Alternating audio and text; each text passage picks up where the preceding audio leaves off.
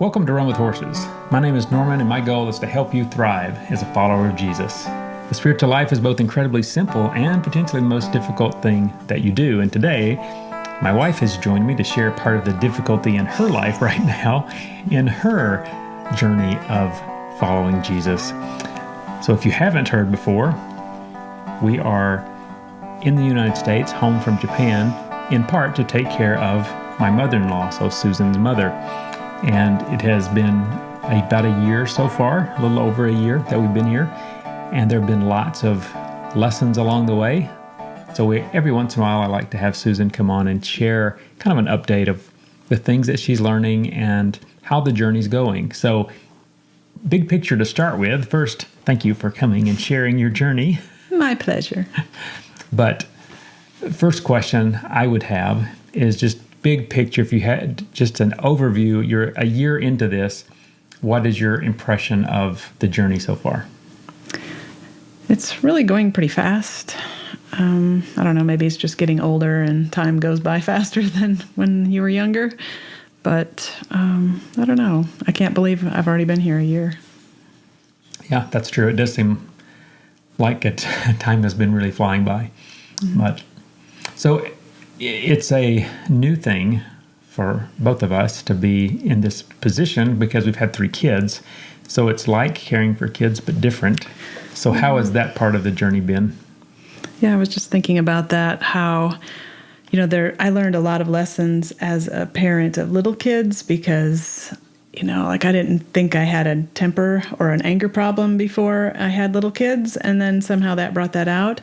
So you learn different things about yourself. But I was just thinking, now that I'm working with an elderly person, it's some related things that I'm learning, but that I wouldn't have learned maybe in another situation. But it's similar to having a child, but not really.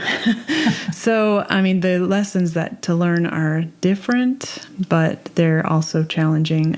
It's a lot of more attitudes and trying to be faithful in being kind or patient. Those kinds of attitudes are things that are more necessary now, although I guess you need that with little kids too. But it's just a different level of it. Right. Or something. So I guess I would have a question because I know you deal directly with her more than I do, so it's much different for you. What would you say are like the biggest similarities and the biggest differences between caregiving when you're taking care of your parents versus children? Well, a big difference, of course, is the fact that when you have a child, you are the authority in their lives and they have to obey you. And when you're taking care of an elderly person, they're an adult and they've been used to being on their own, doing their own thing. But now, they're really in that stage where they're almost reverting back to a child in some cases. So then, you can't just go in and tell them, you need to do this, obey me. So, that's a big difference. But then a similarity would be you do have to look out for their safety and protection in similar ways, even just, don't touch the stove, don't leave the stove on, or it's icy outside here, remember to take your coat, and, just some of those basic healthcare type of situations are very similar. Yes, definitely. I was talking to someone the other day and said it's interesting how as you go through different stages of life, you just have different lessons to learn or some you have to relearn. And it's interesting how some of the lessons we learn as parents come back then at this stage. Mm-hmm. Things that maybe we haven't had to deal with recently with our children because they're older. Mm-hmm. You had a break and you're transitioning in your role with your children. You're also transitioning in your role with your mom. So how do you feel that's going? Because it is a transition for both of you.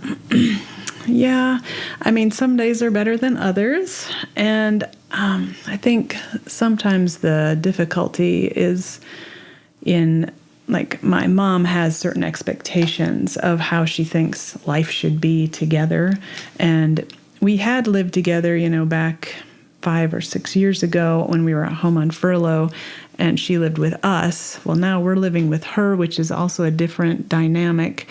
But her expectations of this is how our family now should look is not exactly how we want it to look like or what we're used to being like. And really just personality-wise, it's never going to be the way she hopes, I don't think.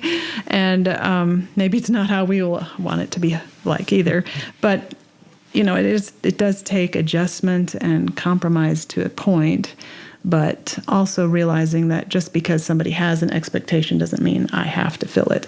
And I'm reading through the book by Ed Welch on, I always get it mixed up. Let's see. People Are Big. When People Are Big and God is Small, and talking about the fear of man. And I realize, I really struggle with that and being a people pleaser. And those kinds of issues do come up with my mom too, because she'll say, oh, I'd really like this, or it would be nice if, and I don't always, follow through with that, or it would be easier if you did, and just trying to figure out how much do I need to please her versus, look, I really need a break, and I don't have to do everything she wants.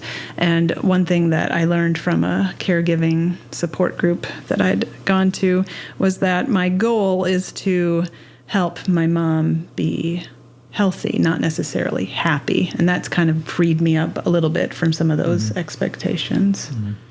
I know with her expectations of family, she has such a clear goal and idea of her expectations. It's hard to match those, particularly when we're coming into her world and she hasn't had to adjust a whole lot. She just really wants us to just adjust into her life. But her life is, she doesn't have work and she doesn't have things she has to do at a certain time or schedule. And I recognize, for me at least, there's just no way to fit into her schedule and her life. It's kind of random when she eats, and she's spur of the moment because she can be. So planning is not a big part. So it is true. It would have been easier if she could have come to where we were and fit into our schedule, because we would have had a schedule and she could take part or not as she pleased. But for her, it's she wishes we would fit into hers. It's not realistic.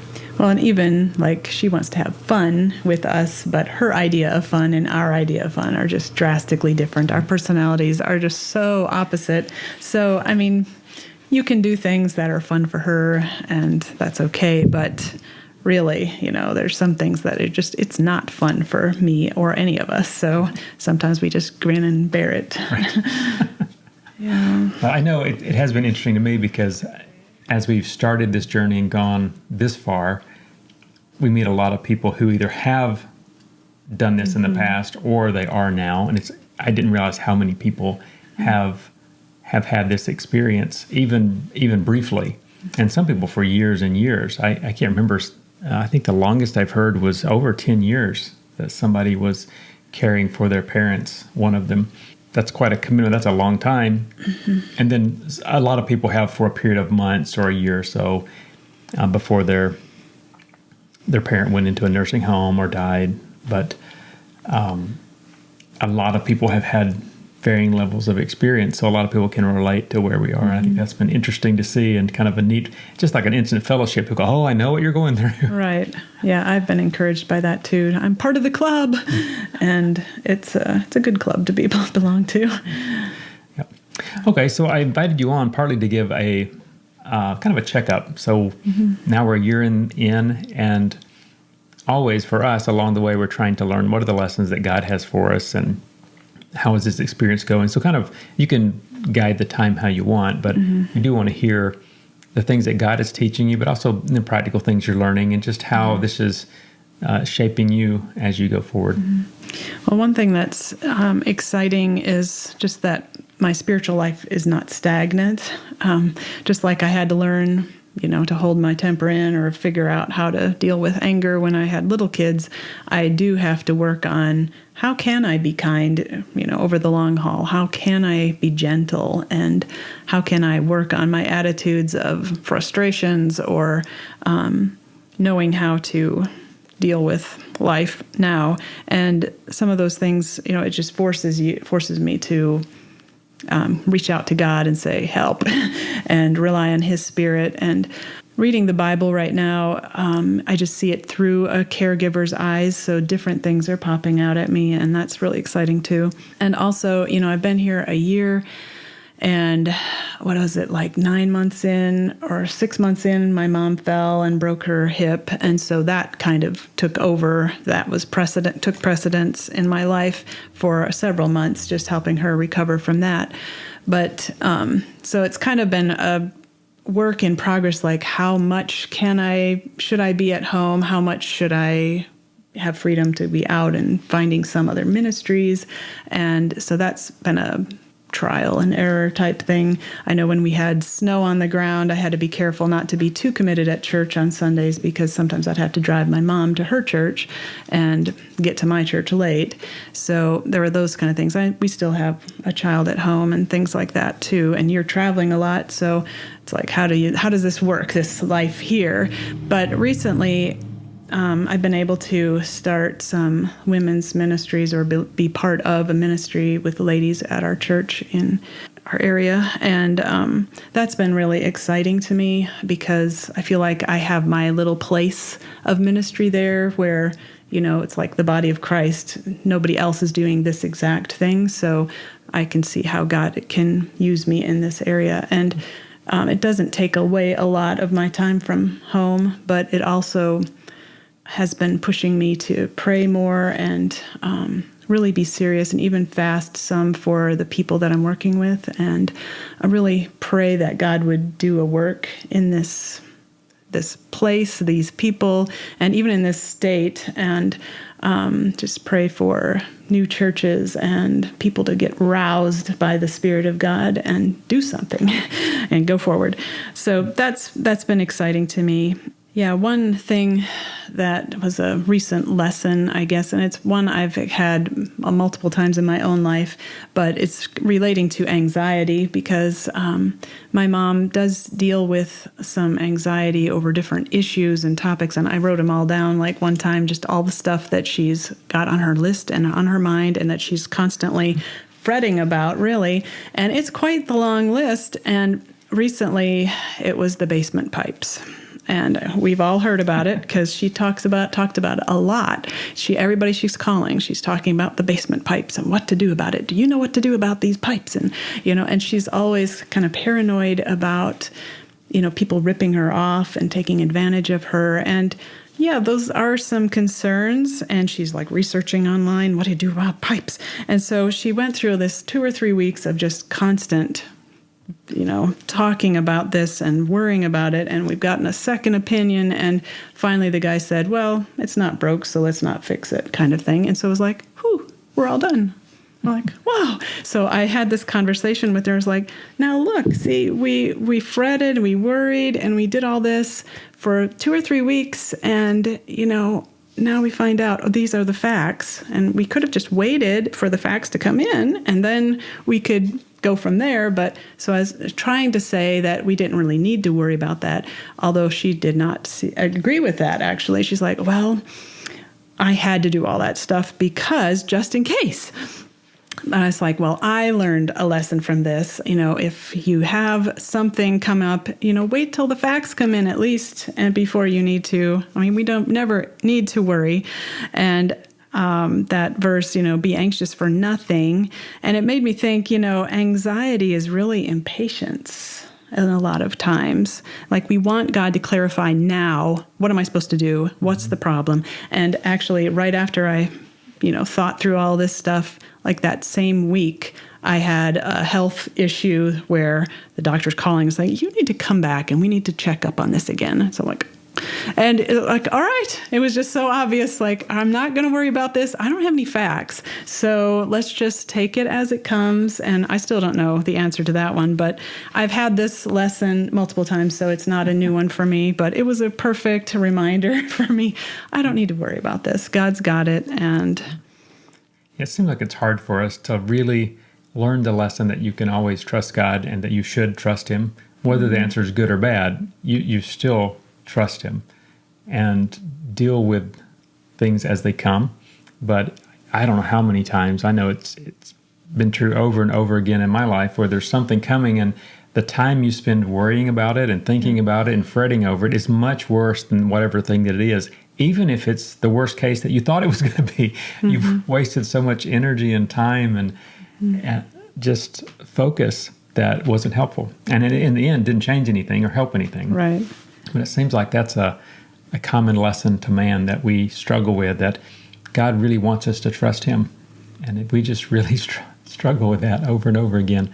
So this whole season of life is a lot about that. I see that we would like to go back to Japan. We'd like to know what the next step is, because we have an unknown amount of time here. We're not sure how long it goes and what happens doing, and how our life may change during this time. We have to just trust God and live today. And I think that's what God tells. Each day has enough trouble of its own, so just look to me today, and I'll give you enough grace for today. And I heard a pastor preach one time on that, and he said, it's important because God doesn't promise enough grace for tomorrow until tomorrow is today. So worrying about tomorrow is like, well, you don't have enough grace to worry about that yet. You need to take care of today. When tomorrow gets here and that thing that you're worrying about gets here, there'll be enough grace for that. But it's not here yet, so you don't have grace for that yet. So you don't need to waste time worrying about something that may never come. Or that when it comes, God has already promised that I'm there and I'm working, and I'll give you enough grace for that when it gets here. Yeah, I noticed that when I saw my mom go through the loss of her husband, because one worry that I've had is like, what happens if you die? Like, how would I live? And but seeing her go through that is a lesson in itself, to say, hey, God was there for her every step of the way. He helped in some really difficult times, and just seeing how God showed up and helped her to deal with everything in just the right time. And along with the worrying and anxiety, I just really feel like our culture sort of lifts it up like that's the right and normal thing to do. Like, sometimes I feel like if I don't worry, then they think I'm weird and unfeeling or uncaring. Like, why don't you worry about your children? That's shows that you care about them and that you love them. If you don't worry about them, then it's like you don't care. And it's such a strange outlook. I know. But even I can feel that way, I should probably be worried about my kids. They're gone away at college. What they could be doing something they shouldn't be doing, or maybe they're not brushing their teeth, or who knows. There's a lot of things we could worry about. Yeah. But to just let go and leave them in God's hands, I think is it's the goal, but it's so hard for people. It's I'm not worried about our kids. When I find out their problems, then you don't worry about it. Then you try to help them deal with it biblically. But in the meantime, I trust God with them. And when I have opportunities to talk to them, I try to point them toward him and keep myself pointed in that direction as well. But I don't see that worrying helps a whole lot. Another lesson I'm learning is to find joy in the journey. I don't always find the joy, and sometimes it's just like, okay, I'm going to sit here, I'm going to listen to her tell me the same story over again, and I can just kind of do it drudgerily, is that a word? With drudgery. But there are some, happy things that come along, some things that make you chuckle. One of the things that make me happy or fun laugh is her theories, my knee is better because basically I drank out of my green cup. It's not really that bad, but I'm wearing these socks, so it's making my knee feel better. Just yeah, right. So there's those things. Just trying to follow her logic or her conversation sometimes. She'll be talking about Lady A and telling about her, and then in the very next breath she says she, and it's a different person totally. And you're just scrambling now, wait, who are we talking about? So it's kind of a mental gymnastics that we have to play when we're listening to my mom's talking. But it keeps us on our toes, I guess. But it's just wait, what are we talking about? The one verse that is brought to mind recently too is James 1:26. That's talking about if anyone thinks he's religious without controlling his tongue, his religion is useless and he deceives himself. And I've just really had to close the mouth a lot lately because, sometimes I want to correct her thinking or, point out how this is not realistic or whatever. But I'm learning to just smile and nod or say, I'm listening, I understand, or just to hear maybe the emotion behind what she's saying. Sometimes she'll say things and I can see behind what she's saying too. I'm feeling lonely or I'm frustrated, and those things help me to understand her better. But the trying to just keep it in, it's hard for me because I like to be right, and I am right, so obviously she should know it.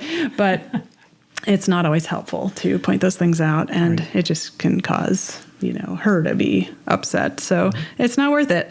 So, and it shows, my own heart problem that, I want to point out these things. But I've noticed that even with just everyday people that you come across, there are a lot of times when there is a desire to be right or to correct someone or point something out, but it's not helpful. And I'm trying to be more mature and grow in that area and realize there are conversations that are not worth having. They're not helpful to me. They're not actually where the other person needs to be. So I'm trying to do better at listening and nod and then be ready to make that part of the conversation as short as possible by not contributing to it.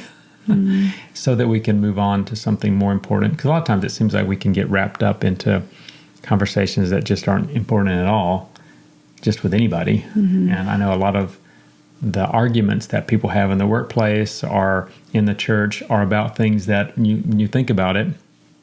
I was reading in Corinthians this week, and the challenge between the temporal and the eternal. It's like, well, a lot of these things that we're upset about are temporary.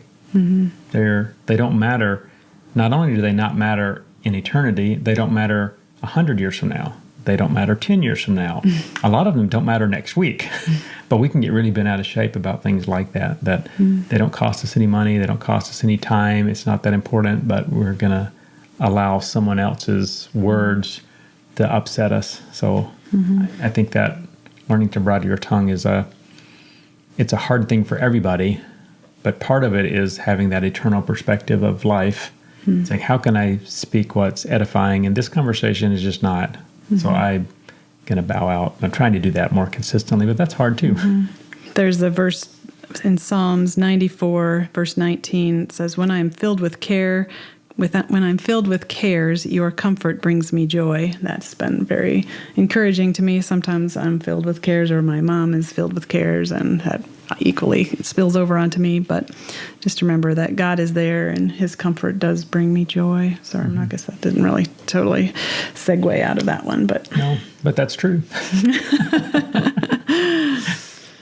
Some things I've been dealing with in my own heart is also like guilt. Like maybe it's false guilt, but we live there with Mom, but I don't always do everything she wants, and or knowing where is it okay for me to say, all right, I don't need to do that. I guess we sort of touched on that already, and I think caregiver guilt is a big thing that a lot of people feel. But between that and embarrassment, and it's like if you were caring for somebody not your family, you probably wouldn't feel this as strongly when it's your own relative. For instance, I went with Mom to a concert, and she just plops herself down next to a person she'd never met before and just kind of leans in her space and is telling all about her family and her great kids and her husband and all her jokes. And I'm just going, oh my goodness.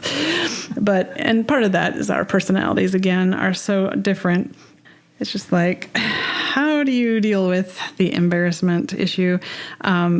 I have written down Ephesians 3:16 through 19. This is Paul's prayer. I pray that He, God, may grant you, according to the riches of His glory, to be strengthened with power in your inner being through His Spirit, that Christ may dwell in your hearts through faith. I pray that you, being rooted and firmly established in love, may be able to comprehend with all the saints what is the length and width, height and depth of God's love, and to know Christ's love that surpasses knowledge, so that you may be filled with all the fullness of God. And I guess just to remember, God loves her, God loves me, and to treat her well. I'm not sure how you can give up the embarrassment part, or, is that... Yeah, I think that's a tough one, because a lot of that is personality, because what embarrasses one person just wouldn't embarrass another person at all, and all of that's personality. I remember my mom talking about her dad, and I've experienced this some, where before he died, he would take family out, and she said it wasn't just when he was older. It was when she was a kid at home. He was embarrassing to go places with, because he would tend to be loud. He's very, very friendly. He had friends everywhere he went, and people just loved him to death. He's very generous, very kind, but he was loud, and some of his joking was crossed lines where some people were easily offended by or embarrassed by. And I experienced this some. So as an example, and again, it's like I was just horrified. We went to a restaurant, and the waitress, one hand was missing at the wrist. So she only had one hand, and the other one, she had the full arm, but she didn't, missing the hand, just had a stump where the wrist was. And I didn't know her, I didn't know this restaurant. I was there with my grandfather, and she walks by, and she has on her arm there, she's lined out these plates, and she's balancing these plates.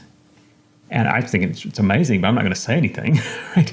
And my grandfather leans over and says, I got to hand it to you. You're doing a good job. And then he thinks of every joke he can think of that has something to do with hands. I mean, and it's just embarrassing. Let me give you a hand. Let me give you a hand. I've got to hand it to you. It's everything you can think of. And when she finally came over and served us, she said, she could tell I was embarrassed. She said, don't worry, we know your grandfather very, very well, and we love him around here. And I think he's very, they were over the line jokes, but he also, they knew him. It was like a community restaurant that he was helpful. If she actually needed anything, he would be there to help. I'm sure that he tipped really, really well. So that was embarrassing to me. But it wasn't necessarily embarrassing to everybody, and she was used to it. So, it was not uncomfortable for her. So she made that very easy. So we're going to take a break and be back in just a second. And I want to come back to this idea of expectations. So we'll be right back.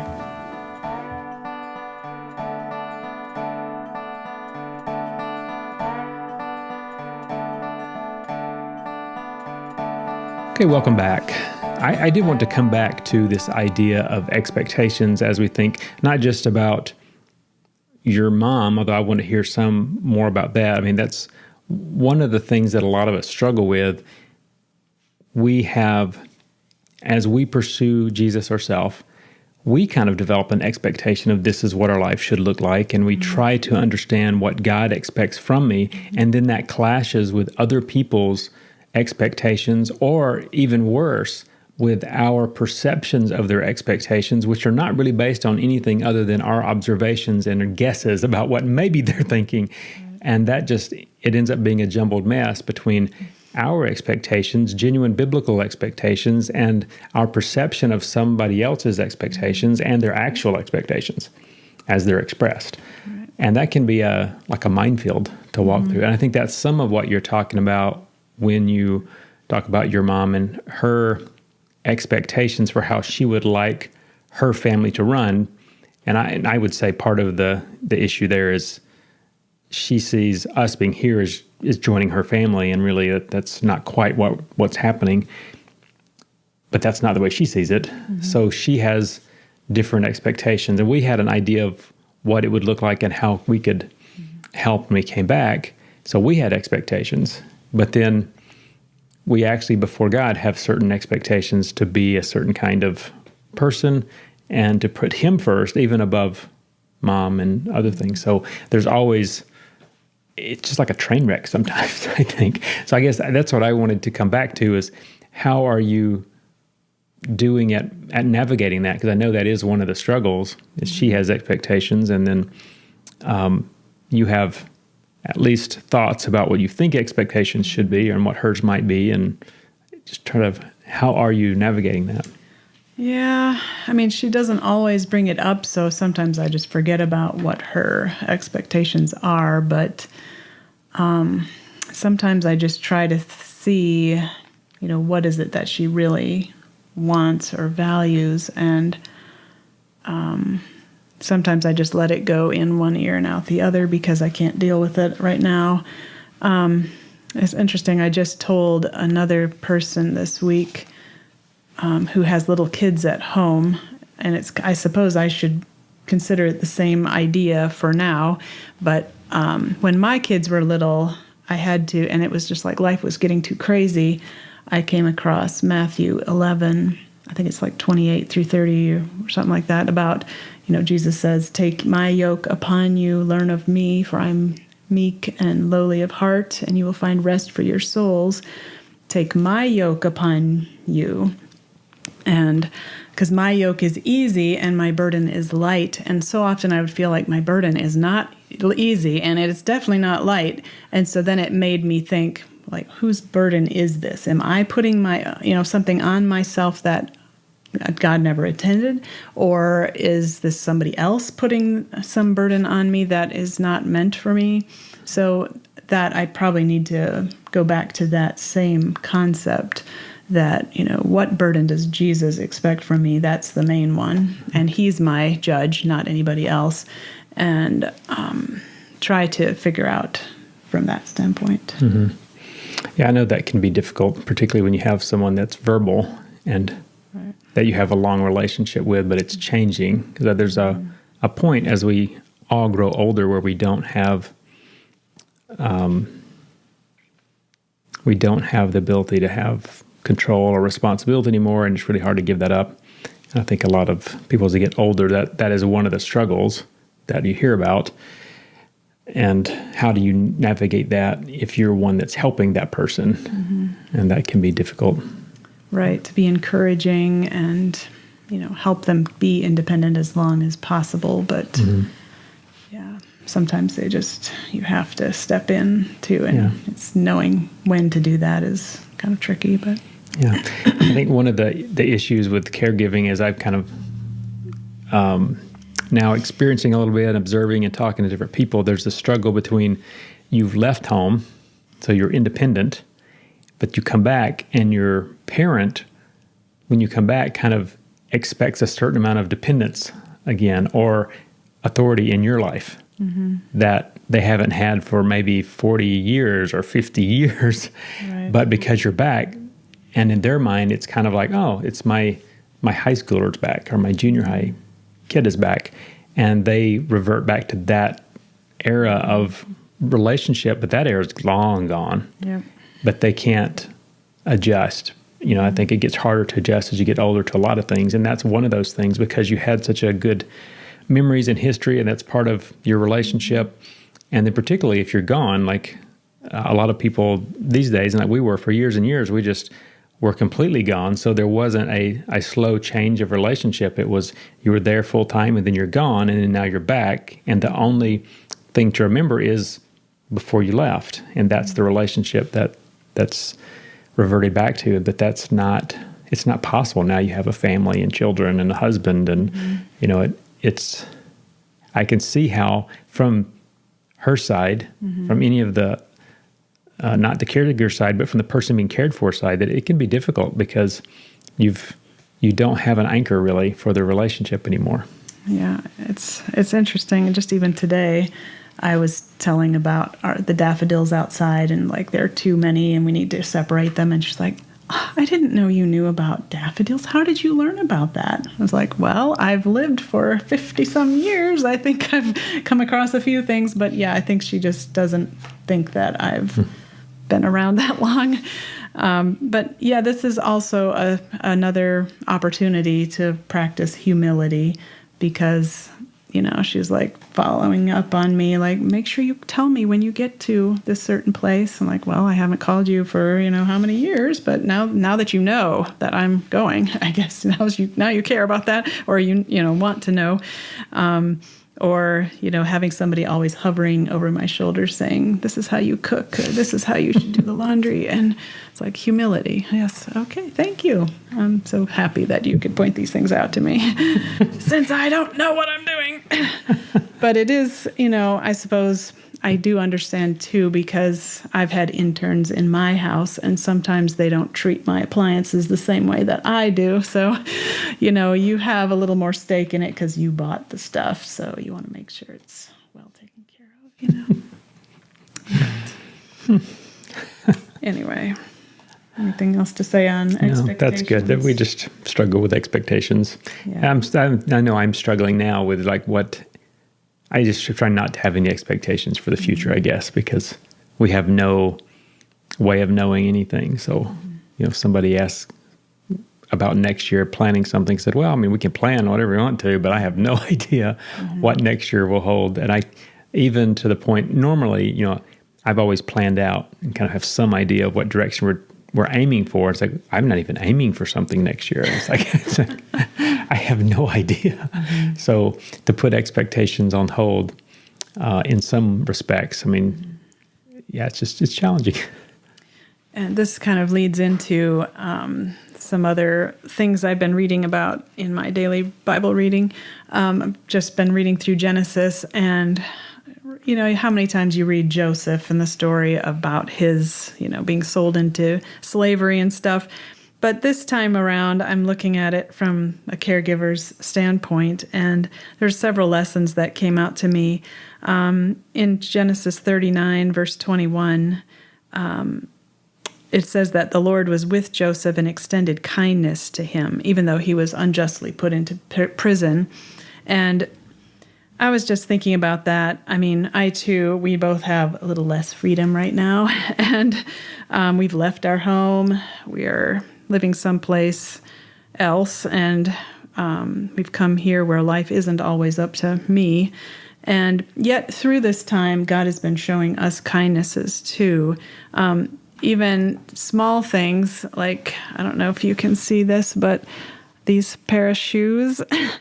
I left a pair of shoes in Japan because we just couldn't bring everything. And I was like, when I got here, a different pair of shoes fell apart and stuff. So I'm like, oh man, I wish I'd had that pair of shoes. Went to a thrift store and there was the exact same pair of shoes, same size, same color, everything. I'm like, this is God, He didn't have to show me something nice like that, but it was a kindness, and I was grateful.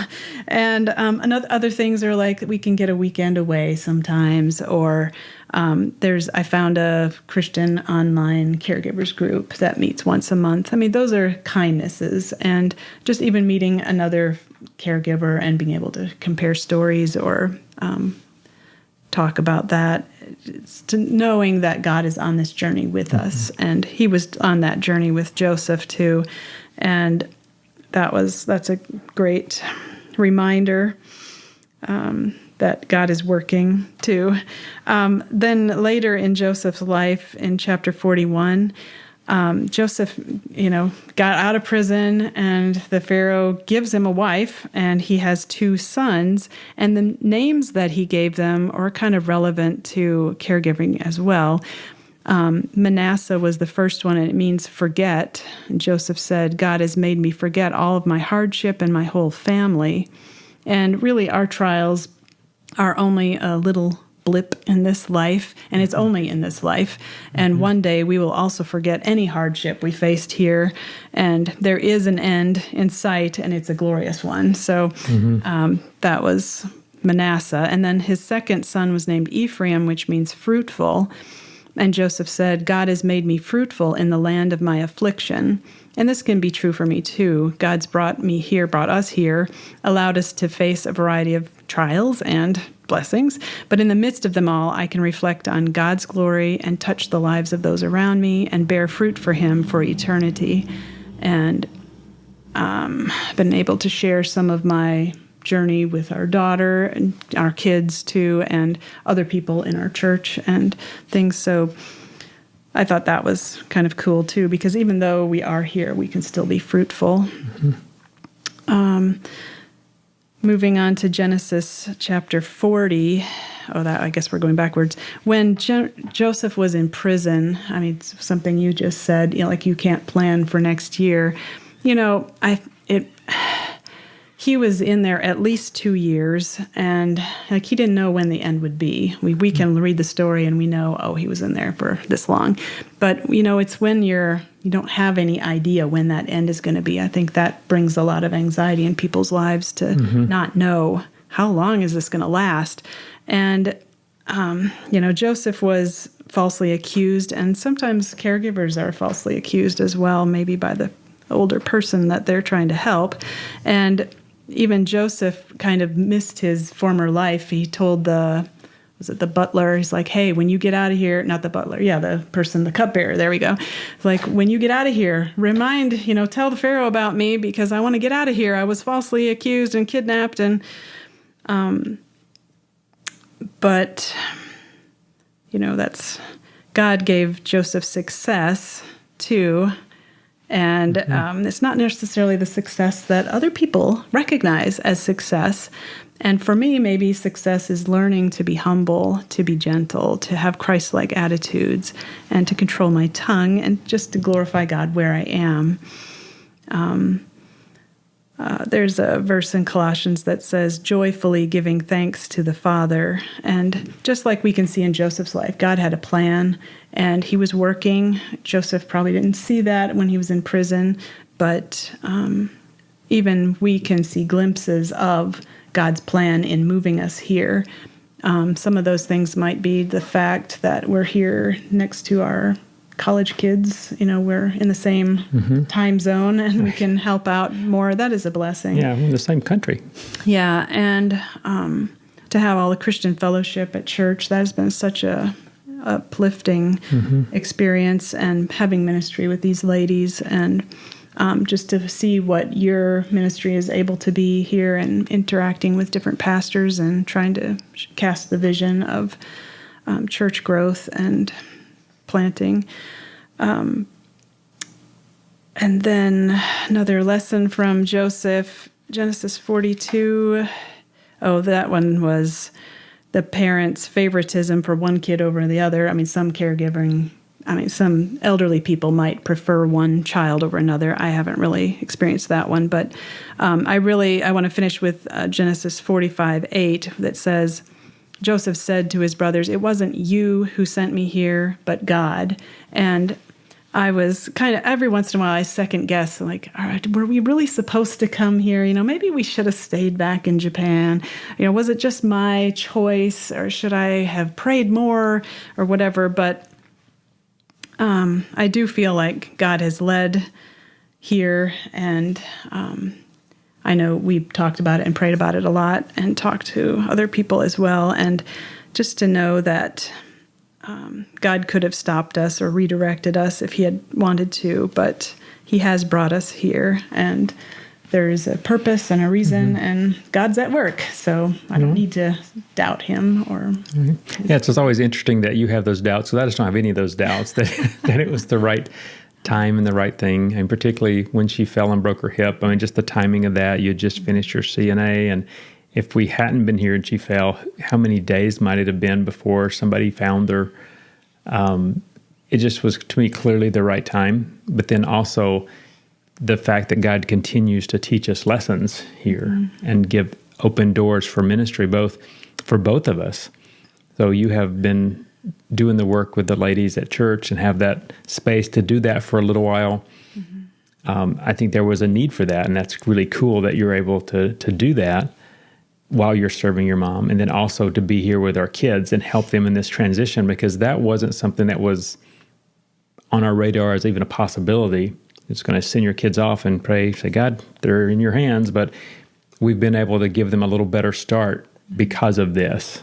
And it's a short window that kids need that extra, if they need it. And the fact that God gave us this little window, which is not forever, it is just this time, but it happens to be this time. It could have been earlier when it would have been hard for our kids.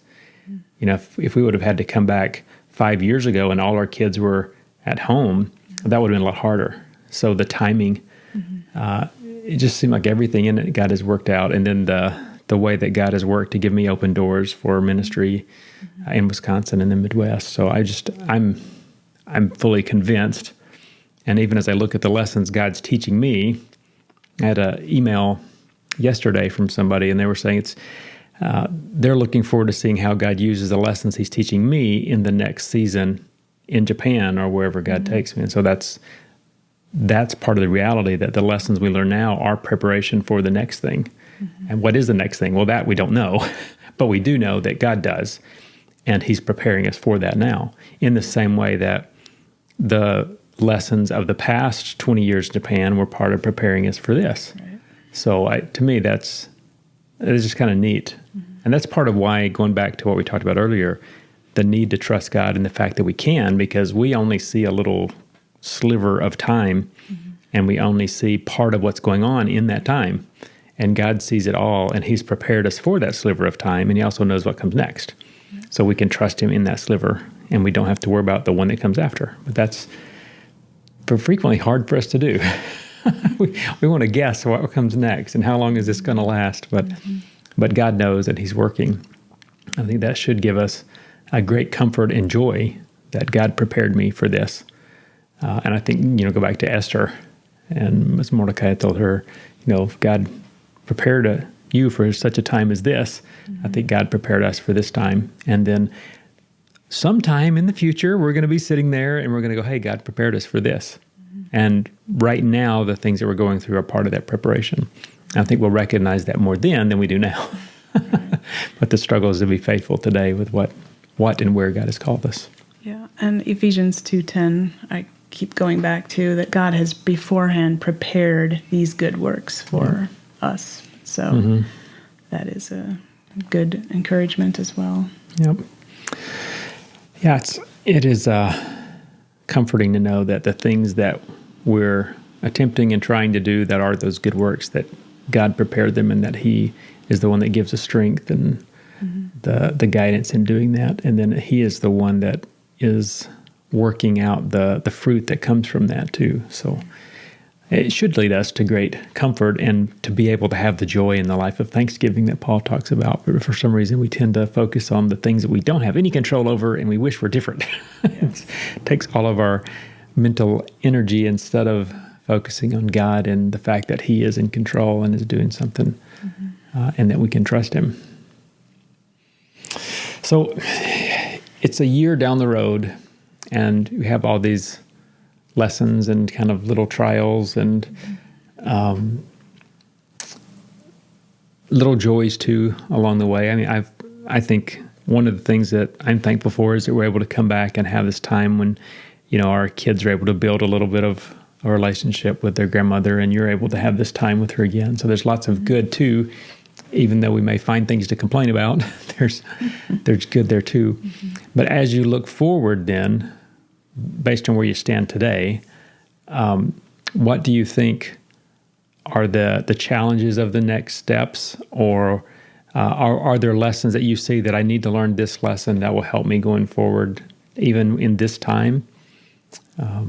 Or are there things that you would say, I'm looking forward to this part of the future as a caregiver, however long that is? Maybe you haven't thought. I know a lot of it is day to day, and you don't know what the day brings, but I guess I tend to be the person that thinks forward a little bit. Have you thought forward and thought about next steps? No, I just I'm a little bit like, what happens if she needs like a lot of care? And, I'm probably a little not worried necessarily, but I probably don't try to look too far ahead, because I'm afraid that that's going to come, and then, oh boy. Right. So. Yeah. Well, yeah, that's part of the struggle of this ministry, is that it doesn't improve. I have talked to people where the difficult part is short, or it really quickly gets beyond your ability. So their parent had to go to a nursing home or something, which was a huge relief in some respects, but it didn't end it. It just changed it, because then they still go to the nursing home and try to make that experience as good as it can be, but they're relieved of a lot of the medical side. So you just don't know. So it's one of those things where we just have to trust God, know that He knows, and He'll prepare us for what we need when we need it, and probably not before. So that's the main thing, thinking forward. Okay, well, we have a few minutes left. So one of the things that I want to kind of ask and change the direction a little bit, but it relates to this time. We've had to have a big transition coming back, and our kids have had to have that big transition too. Do you have thoughts, or what's your impression of how they have handled this, and maybe lessons that they have gained positively because we came back? There were things that they benefited from as far as their walk with God and understanding of what it means to be a disciple going into the future. Yeah, I think the time of life for some of them, it's kind of awkward, and it's changing anyway. Like anybody who leaves home and goes to college or moves away is going to be wrestling with certain, like, who am I really apart from my family, and who am I becoming? And so our kids have experienced some of that too, but on top of the fact that this is a kind of a foreign country to them, and trying to figure out, what does life here look like? So I think for one, maybe it's been a little bit more of a bumpy road. The other one is more like, whatever.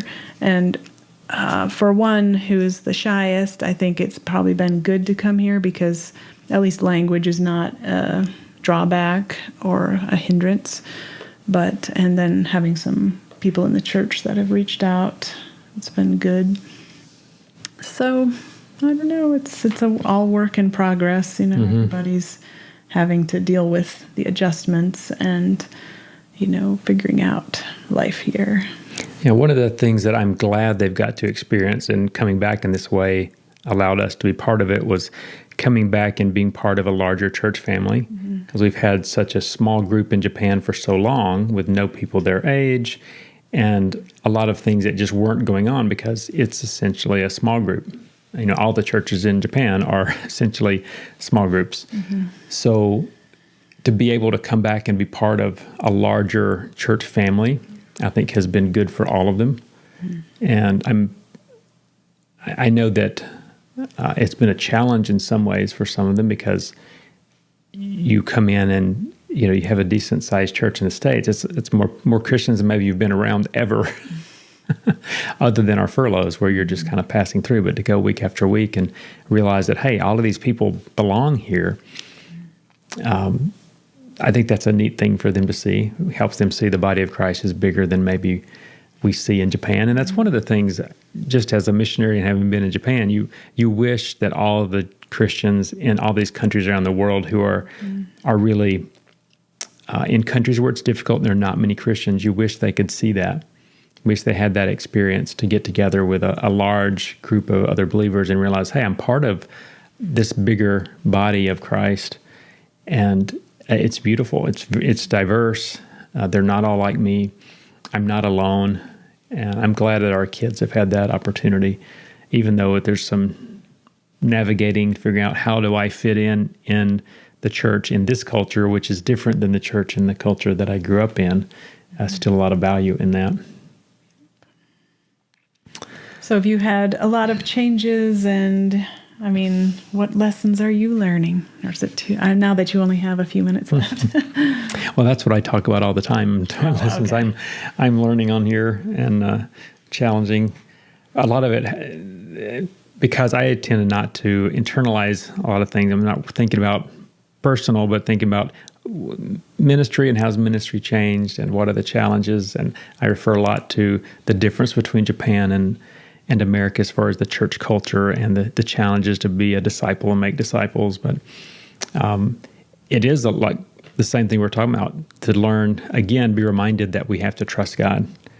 I've thought several times back to 27 years ago, we got married and we joined the mission board, and we had to make that decision. Are we willing to go where God leads us. So when we first went, we didn't have a clear picture of what that was and where that was or what that would cost. But we said yes. And I know coming back, that was one of the things I thought, God has done something that everyone doesn't have this opportunity to get to once again be confronted with all of your life, that you're at a doorway and God's opening a door and saying, will you follow me and trust me where I lead you? And to be able to look at our family and say, this time it was 5 of us, not just 2 of us, but the 5 of us that together kind of had to work through that. But to know that we came to that same point, said, yeah, we'll follow where you go. And now the challenge is to stay in that place for us, but then also to challenge our kids to live in that space where God's inviting you to join him and go where he leads. Are you willing to go whatever it costs? And my prayer is that we will always, always, always say yes. Well, I want to say thank you for you who are listening. Thanks for joining us today and hearing a little of our story.